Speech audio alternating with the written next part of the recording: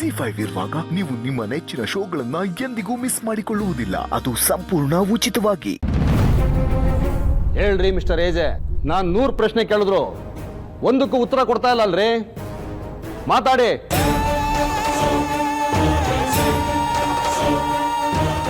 Okay, ನಮ್ಮ ಹಿರಿಯವ್ರು ಹೇಳ್ತಾರಲ್ಲ, ಮೌನಂ ಸಮ್ಮತಿ ಲಕ್ಷಣಂ ಅಂತ.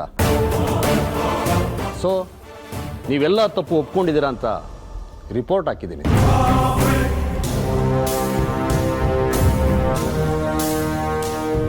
ಪಾಪ ಈ ಹುಡುಗಿನ ನೋಡಿ ಶಿಕ್ಷೆನಲ್ಲಿ ಡಿಸ್ಕೌಂಟ್ ಕೊಡೋಣ ಅಂತ ಈ ಹೆಲ್ಪ್ ಮಾಡ್ತಾ ಇದ್ದೀನಿ. ತುಂಬಾ ಅತಿ ಆಯ್ತು ನಿಮ್ದು. ಹೆಲ್ಪ್ ಅಲ್ವಾ? ಕರೆಕ್ಟ್. ನನಗೆ ಹೆಣ್ಮಕ್ಳು ನೋಡಿದ್ರೆ ಕರುಳು ಚುರುಕನತ್ತಮ್ಮ. ನಿಮ್ಮನ್ನ ನೋಡಿ ಸುಮ್ಮನಿರಕ್ಕಾಗ್ಲಿಲ್ಲ, ಅದಕ್ಕೆ ಶಿಕ್ಷೆ ಕಮ್ಮಿ ಮಾಡ್ಸೋಣ ಅಂತ ಎಲ್ಲ ತಪ್ಪನ್ನು ಏಜನೆ ಮಾಡಿದ್ದಾರೆ ಅಂತ ರಿಪೋರ್ಟ್ ಹಾಕಿದ್ದೀನಿ.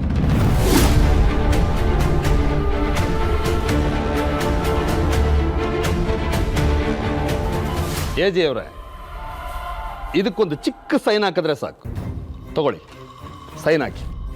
ಆಫೀಸರ್, ಸರ್ಕಾರಿ ಅಧಿಕಾರಿ ಅಂತ ಮರ್ಯಾದೆ ಕೊಡ್ಬೇಕು ಅನ್ನೋ ಮನ್ಸನ್ನ ಒಡೆದಾಕಿದ್ರಿ ನೀವು. ರೇ, ನಿಮ್ಮ ಮರ್ಯಾದೆ ಕಟ್ಕೊಂಡು ನಾನೇನ್ರಿ ಮಾಡಬೇಕು? ಏಜೆ ಅವರೇ, ಇಲ್ಲೊಂದು ಸೈನ್ ಹಾಕಿ. ನಾನು ಕೆಲಸ ಮುಗಿಸ್ಕೊಂಡು ಹೋಗ್ತಾ ಇರ್ತೀನಿ.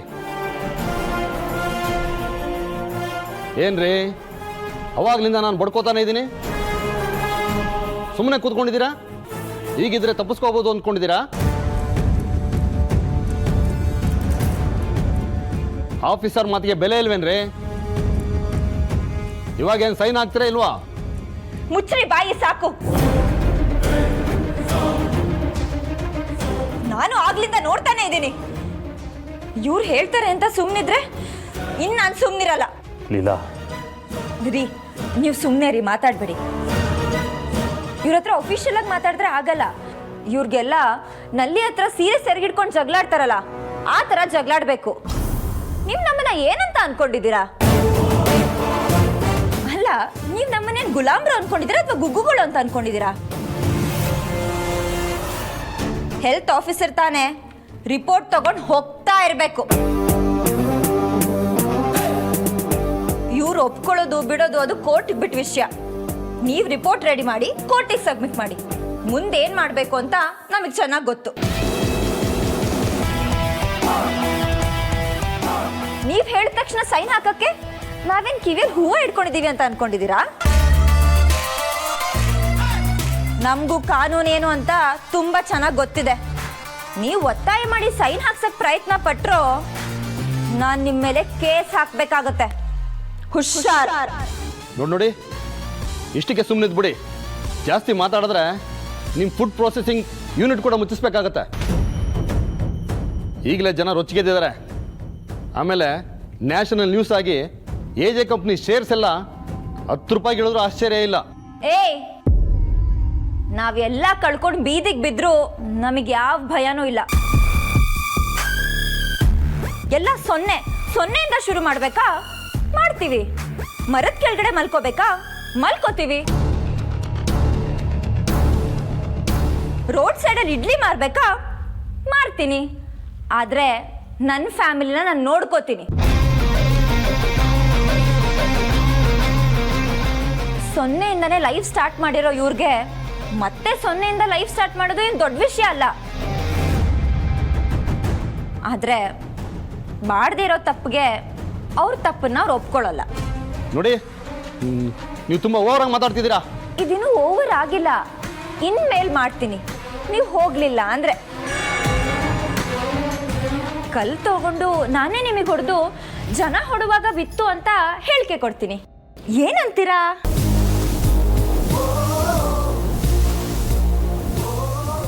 ನಿಮ್ಮನ್ನ ಕೋರ್ಟಲ್ಲಿ ನೋಡ್ಕೋತೀನಿ.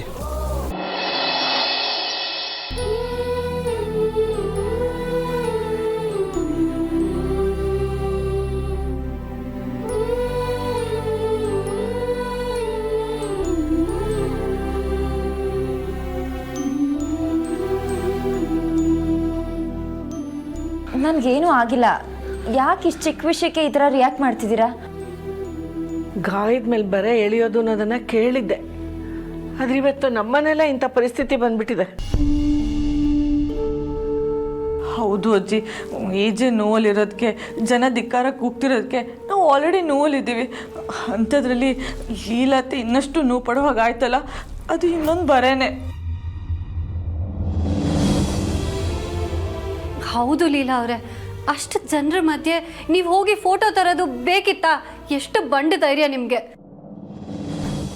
ಧೈರ್ಯ ಅಲ್ಲ ಸರು, ಅದು ಪ್ರೀತಿ. ಆ ಟೈಮಲ್ಲಿ ಅಲ್ಲಿ ಏನು ನಡೀತಿತ್ತು, ಏನಾಗ್ತಿತ್ತು ಅಂತ ನಂಗೆ ಗೊತ್ತಾಗಲಿಲ್ಲ. ನನ್ನ ದೃಷ್ಟಿ ಎಲ್ಲ ಇವ್ರ ಫೋಟೋಗೆ ಬೆಂಕಿ ಬೀಳ್ದಿರೋ ಹಾಗೆ ನೋಡ್ಕೊಳ್ಳೋದಷ್ಟೇ. ನೀನೇನು ದೊಡ್ಡ ಸಾಧನೆ ಮಾಡಿದ್ಯಾ ಅಂತ ಹೇಳ್ಕೊಳ್ತಿದ್ಯಾ?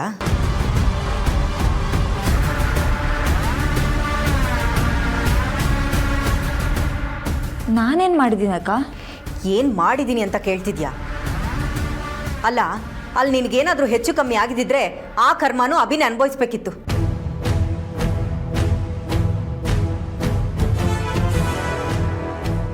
ಈಗಾಗಲೇ ಕಂಪ್ನಿ ಸೀಲಾಗಿ ನೋವು ಅನುಭವಿಸ್ತಾ ಇದ್ದಾನೆ ಅಭಿ. ಇನ್ನೊಂದು ನೋವು ಕೊಡ್ಬೇಕಿತ್ತ ನೀನು? ಏನಮ್ಮ ಅಂತ್ರ ಇಂಥ ಸಮಯದಲ್ಲೂ ಹೀಗೆ ಮಾತಾಡ್ತಾ ಇದೆಯಲ್ಲ? ನನ್ನ ಮಗ ರಾಮ್ ಫೋಟೋಗೆ ಒಂದು ಬೆಂಕಿ ಕಿಡಿ ಹತ್ತದೇ ಇರೋ ಹಾಗೆ ನೋಡ್ಕೊಂಡಿದ್ದಾಳೆ ನಮ್ಮ ಲೀಲಾ. ಅದಕ್ಕೆ ಹೆಮ್ಮೆ ಪಡು. ನಾನು ನಿಮ್ಮಷ್ಟು ದಡ್ಡಿ ಅಲ್ಲ. ಅತ್ತೆ, ಏನು ಮಾತಾಡ್ತಾ ಇದ್ದೀರಾ? ನೋಡಿ ಸರು, ನಾನು ಮಾತಾಡೋದು ನಿಮಗೆಲ್ಲ ರೂಢ್ ಅನ್ಸ್ಬೋದು, ಆದರೆ ಒಂದು ಪ್ರಾಬ್ಲಮ್ ಬಂದಾಗ ಅದನ್ನು ಸಾಲ್ವ್ ಮಾಡ್ಕೋಬೇಕೇ ಹೊರತು ಇನ್ನೊಂದನ್ನು ಕ್ರಿಯೇಟ್ ಮಾಡ್ಕೊಳಕ್ಕೆ ಹೋಗಬಾರ್ದು. ಅಕ್ಕ, ನೀವು ನಿಮ್ಮ ದಾರಿಯಲ್ಲಿ ಯೋಚನೆ ಮಾಡಿ, ನಾನು ನನ್ನ ದಾರಿಯಲ್ಲಿ ಯೋಚನೆ ಮಾಡ್ತೀನಿ. ಏಜೆ ನೆರಳನ್ನ ಯಾರಾದರೂ ತುಳಿದ್ರೆ ನಾನು ಬಿಡಲ್ಲ. ಅಂಥದ್ರಲ್ಲಿ ಅವ್ರ ಫೋಟೋಗೆ ಬೆಂಕಿ ಹಚ್ಚಿದ್ರೆ ಬಿಟ್ಬಿಡಕ್ಕಾಗತ್ತಾ? ಕಾಳಿ ಅವತಾರ ತಾಳ್ತೀನಿ ಹೊರತು ಸುಮ್ಮನಿರಲ್ಲ. ಲೀಲಾ,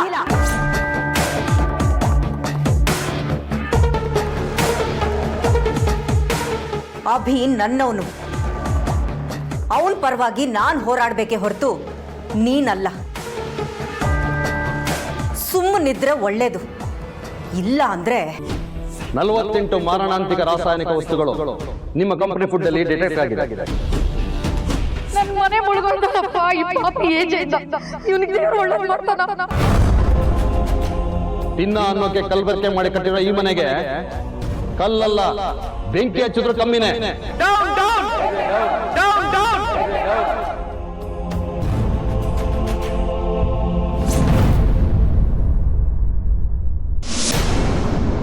ಲೀಲಾ, ನಿಂತ್ಕೋ. ಅಕ್ಕ, ಆಮೇಲೆ ಮಾತಾಡ್ತೀನಿ, ಇವಾಗ ಟೈಮ್ ಇಲ್ಲ. ನಿಂತ್ಕೋ ಅಂತ ಹೇಳ್ತಾನೋ ಇದ್ರೂ ನುಗ್ತಾ ಇದೆಯಲ್ಲ. ನಿಮ್ಗೆ ಏನಾಗಿದೆ ಅಕ್ಕ? ಯಾಕೆ ಈ ಥರ ಬಿಹೇವ್ ಮಾಡ್ತಾ ಇದ್ದೀರಾ? ನೀನೀಗ ಅಭಿ ಹತ್ರ ಹೋಗ್ಬೇಕಾ? ಯಾಕೆ? ಮೊದಲೇ ಅವನು ಅಪ್ಸೆಟ್ ಆಗಿದ್ದಾನೆ, ಅವ್ನಿಗೆ ಹೋಗಿ ಡಿಸ್ಟರ್ಬ್ ಮಾಡಕ್ಕ? ಅಪ್ಸೆಟ್ ಆಗಿದ್ದೀರಾ ಅಂತ ಹೇಳ್ತಿದ್ದೀರಲ್ಲ, ಇಂಥ ಟೈಮಲ್ಲಿ ನೀವು ಹೊರಗಡೆ ಏನು ಮಾಡ್ತಿದ್ದೀರಾ? ಈ ಟೈಮಲ್ಲಿ ನೀವು ಅವ್ರ ಜೊತೆಲಿರೋದು ಮುಖ್ಯ. ಅದನ್ನ ನಾನು ನೋಡ್ಕೋತೀನಿ. ಅಲ್ಲ, ಇದನ್ನೆಲ್ಲ ಹೇಳೋಕೆ ನೀನು ಯಾರು ಅಂತ? ZEE5 ಆಪ್ ಡೌನ್ಲೋಡ್ ಮಾಡಿ ಎಲ್ಲಾ ಸಂಚಿಕೆಗಳನ್ನು ಸಂಪೂರ್ಣ ಉಚಿತವಾಗಿ ನೋಡಿ.